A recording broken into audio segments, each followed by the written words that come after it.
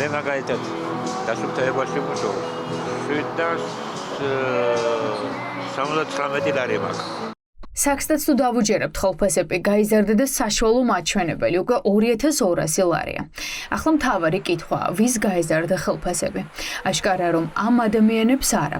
ვიდრე დავადგენდეთ, როგორ მივიდა ქვეყნის მთავარი მთვლელი ამ რიცხვამდე, ქუჩაში გავედით და რიგით მოქალაქეებს ვკითხეთ. სჯერათ კი ამ მონაცემების. გიმატებენ, მაგრამ პასეჟს გიზდიან. იმას ასაც გიმატებენ.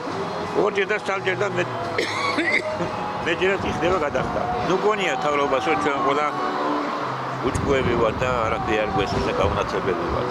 აბა საძარი. არ არის. აბა საძარი. თქვენი შემოსავალი. ვაწყვებენ. რა შემოსავალი შვილო მათხოვარია შვილო. პენსიონერი კაცი 93 წელში ვარ. და მათხოვარ, იმიტომ რომ პენსია ძალიან ცოტა. უნდა ითქვას რომ თავრობა ტყუის.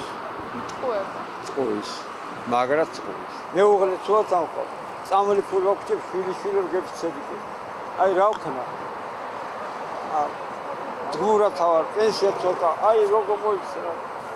ხელფასია და ეთანხმებით აბა? არა, არ ვეთანხმები. საშუალო ხელფასი თქვენი როგორია? 800 ლარი. ხელისუფლება ამბობს, რომ საშუალოდ საქართველოში ხელფასი არის 2200 ლარი და უფრო მეტია და ეთანხმებით ამას? მე არ ვეთანხმები. შო ხელფასი საშუალოდ არის 2200 ლარი და უფრო მეტი. ეთანხმებით ამას? საქსტატის მონაცემებით საშუალო ხელფასი წინა წელთან შედარებით 10%-ით არის გაზრდილი. ასახავს თუ არა ეს რიცხვები საქართველოს მოქალაქეების რეალობას. ეკონომისტებს ცალსახა პასუხი აქვთ.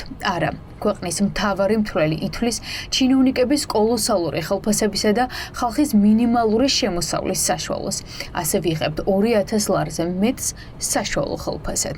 როცა ახლა ვიცით რომ 10%-იანი ზრდა არის ხელფასის ნომინალური ინფლაციის გათვალისწინებით, რომელიც ამ პერიოდში დაახლოებით 4% შეადგენდა, ეს და რეალური არის დაახლოებით 5-6%. შესაბამისად, ინფლაციის გარეშე ამ მონაცემის გამოყენება უბრალოდ შეცდომაში შემყარდა. დაბალ შემოსავლიან ოჯახებს საქართველოში დიდწილად ხარჯი აქვს ცუსაც. აქედან გამომდინარე, თუ ავიღებთ მაგალითად დაბალ შემოსავლიან საქართველოს მოქალაქეს, რომელსაც ხელფასი პირობითად 1000 ლარი და მის კალათაში მისი ხარჯების უდიდესი ნაწილი მოდის სურსათზე, მაშინ შეიძლება ასეთ ადამიანის პირობებში საერთოდ რეალური ზრდა არ კონდეს, ან პირიქით რეალური მყიდველთმუნალიანობა შემცირებული იყოს. რიცხვები ყოველ წელს იცვლება, მაგრამ ხალხის რეალობა არა. საქსტატმა დათვალა და დაადგინა, რომ ყველაზე მაღალი ხელფასები დედაქალაქშია. საშუალოდ 2500 ლარი, ხოლო ყველაზე დაბალი რაჭა-ლეჩხუმსა და ქვემო სვანეთში 1100 ლარი. ექსპერტების შეფასებით ასეც ცდილობენ ხალხს შეუქმნან წარმოდგენა, რომ თითქოს უფრო მეტი აქვთ, რაც რეალობასთან ახლოსაც კი არ არის.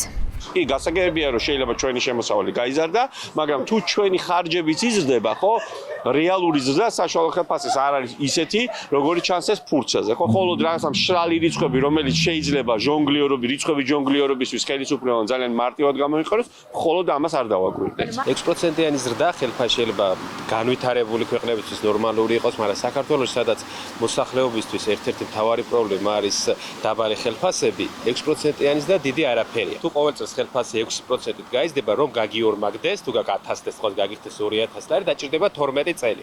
მე მგონი ეს არავისთვის არ არის სასურველი, ხო, რომ ხელფასის გაორმაგებას 12 წელი ელოდებოდი, ხო?